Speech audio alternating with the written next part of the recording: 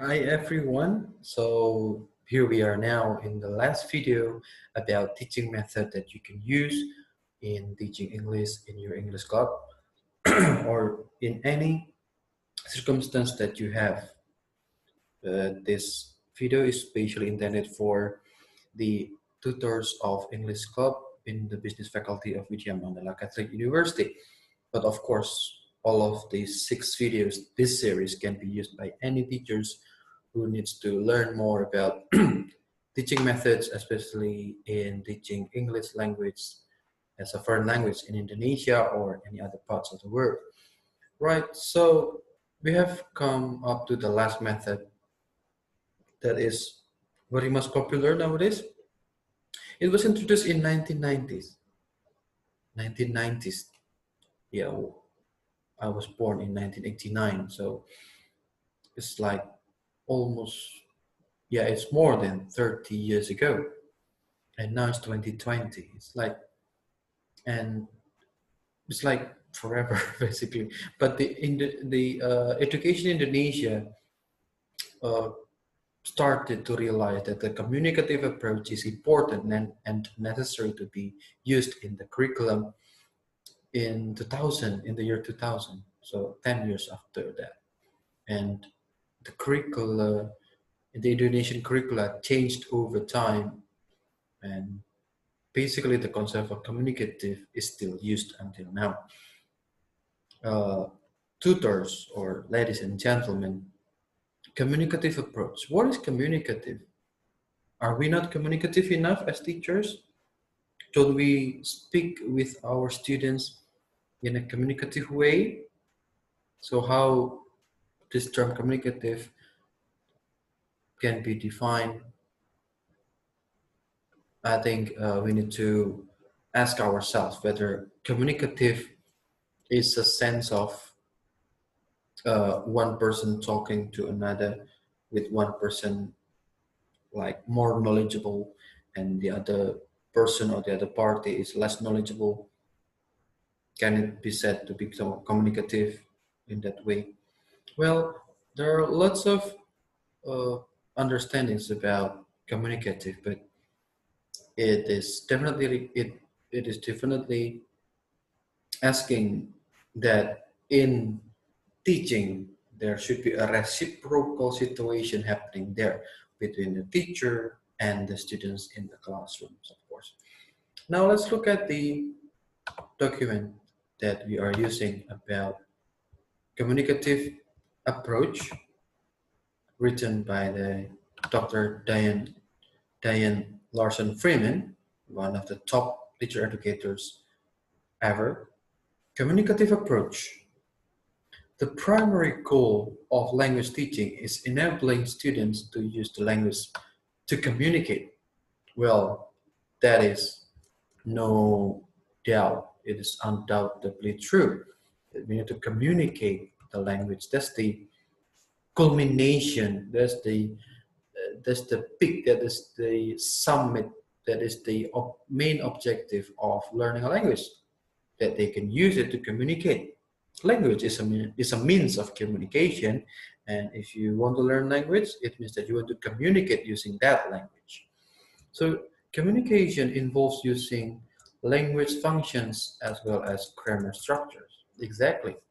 Language functions: description, narrative, exposition, report, language functions, and then the grammar structures, you know.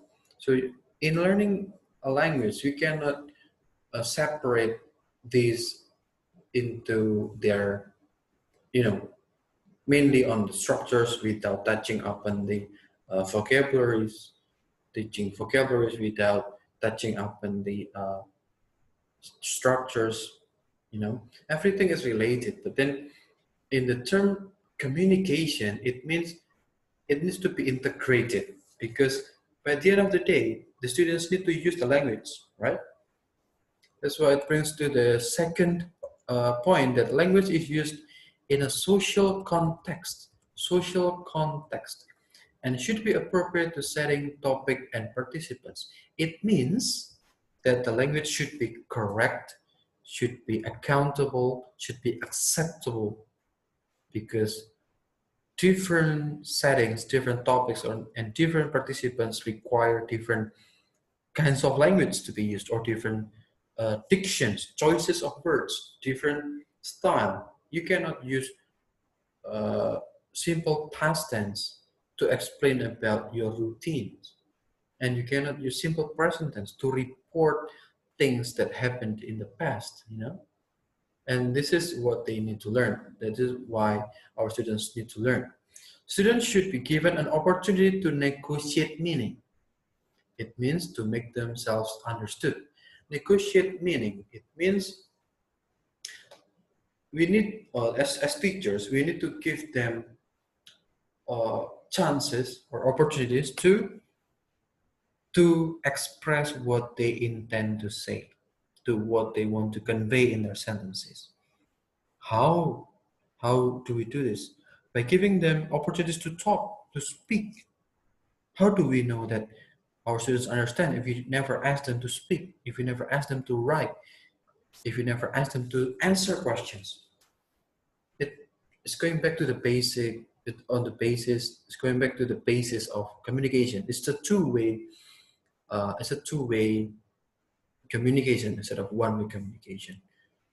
Okay, number 4, students should be able to express their opinions and share their idea and feelings. It's similar to number 3, by negotiating meaning. It's like, it deals with like the previous one, how they can encode what they want to say and decode sentences or expressions that they have or that they get, okay? Right, so we may have noticed that originators of the methods demonstrated as the primary goal. Students communicating the target language is the primary goal, is the main objective. And then many of the methodologies emphasize the acquisition of linguistic structures of vocabulary. Yeah, the emphasis can be various, but on this method, for this method, is this the linguistic structures or vocabulary. In the last method, we will observe this, yeah, and it says that structures and vocabulary are important. Grammar, vocab, use it. Vocab, grammar, use it. Grammar, vocab, use it. In speaking, in writing. That's it. And then adherence of the communicative approach feel that students must master the functions or purposes to which it is put before they will be able to truly use the language. So I think that's quite correct, that they need to master the functions. So why you learn simple present tense, why you learn simple past tense, and then you need to really understand it, and then you can use it in a correct manner in that sense, right? And then on the lesson that is contained in the link, it will tell you, or it will show you how to conduct a communicative approach in that sense. The techniques that the teacher used, you can imitate the teacher in your future teaching, of course. Okay, in the lesson, the students were learning to make a case. It's like a role play, you know. As I mentioned earlier, role play is like selecting a situation, and you ask 2 or more students to talk between one another, playing a certain role, like policeman with uh, with a citizen, with a neighborhood, with a with a mm, with a with anyone that the police meets at the park, for example. So, or a receptionist with a guest, and so on. So the vehicle the teacher used to have students practice making their cases was a role play, as I told you. This gives the language they are to use a social context, a characteristic of all communicative events. So role play is basically the key here. The technique used here is representing the concept of communicative, because you have context, you have setting, and you have this uh, people talking together, people eventually or finally using the language in a somehow set situations, set or determined situations. It also gives the communication a purpose. What is the purpose of communication? It depends on the context, depending on the situations. What is the purpose of meeting one person or another person? Moreover, the role play gives the students an opportunity to practice using language forms that are not only linguistically accurate, but socio-linguistically appropriate as well. Now, this is quite hard to grasp if you are not from the English department or the linguistic department. So the word forms here, there are two things that we need to separate, we need to differentiate. Do you want to focus on forms or do you want to focus on form without S? Focusing on forms, meaning that you focus on grammar and mechanical things with S, forms. If you focus on form, it means that you focus on the meaning of the sentence that you convey, okay? And it should only convey linguistic accuracy, but also socio-linguistic. Socio means with people. So sociolinguistic deals with the politeness theory. It deals with how you talk with your professors and how you talk with your friends, how you talk with your subordinates. It means it should be differentiated and it represents your social skill in that sense. And then it also deals with the settings, topics, and participants, as I mentioned earlier. So by working in small groups, communicative interaction and cooperative relationships are encouraged. So by using English, it is expected that communication and cooperation between the participants can be initiated and maintained well, of course, and it will give the students an opportunity to work on negotiating meaning, trying to make themselves understood. Negotiating meaning means like, I want to say this, but there is a what we call tiki taka in football. Like tiki taka, you need to respond. There is action and there's a reaction. Just the conversation is about. Okay, and they learn to communicate by communicating. I think that's quite logical. They learn to communicate by communicating, but the big question is, how will you communicate if you do not know how to communicate? What I mean is that you want to use simple present tense, but you don't know. You want to say about your routines, but you don't know how the rules of simple present tense work. Okay, so it is good idea. It is a good idea to be communicative, but in my opinion, you need to have strong basis of English first, and then you focus on the communication, on the communicative side in that sense. Okay, as the students role play, the teacher moves from group to group, acting as an advisor or a facilitator instead of as a director. Yeah, so director is the one that has a plan in their mind, but you're a facilitator and you advise the students to do this. What about this one? What about that one? So instead of saying you should do this, I think it's better to say, I think you give ideas to your students or to your members of your English club. Okay, ideas. So let them explore the linguistic features or the sentences needed. Now, in the last activity that can be seen on the video, the parents are given the opportunity to report their decision. Students are thus given an opportunity to express their opinions and to share their ideas on a regular basis.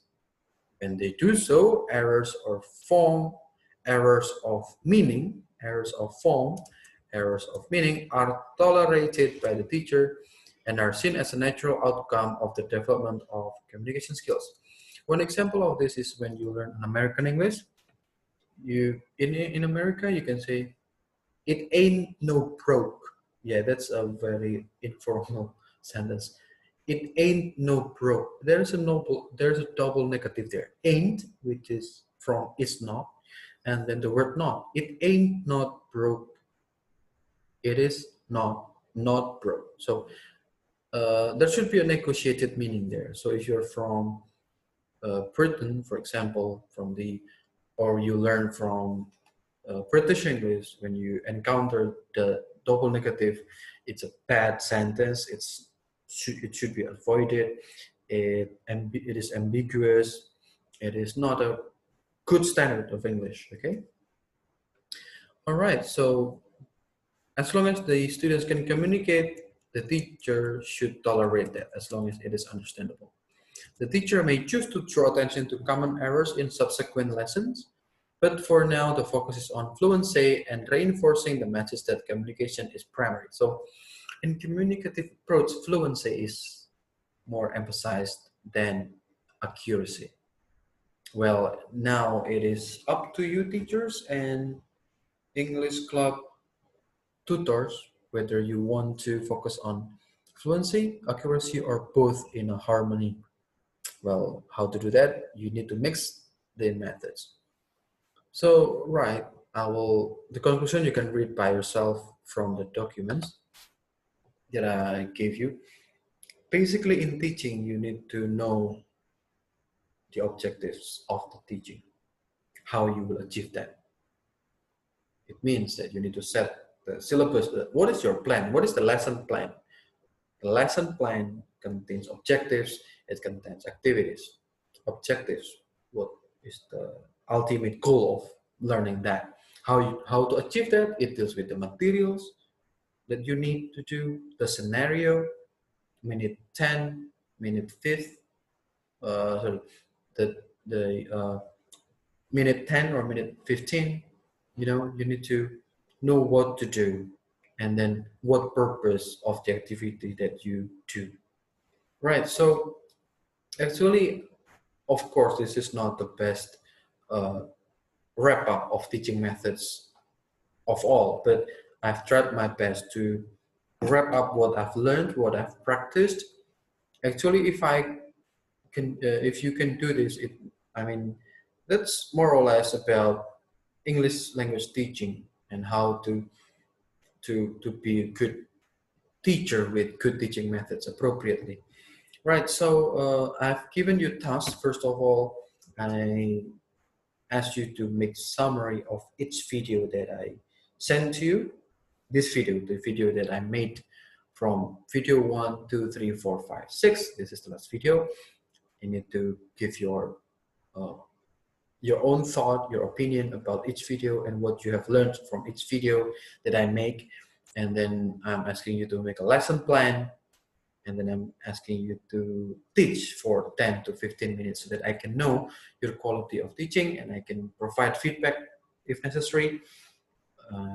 I think that's the main objective of this English club, or sorry, this preparation for your English club. I'm Andreas Tresusanto. Thank you so much for your attention. I'm so happy to share my knowledge and experiences with you. Good luck for your future teaching.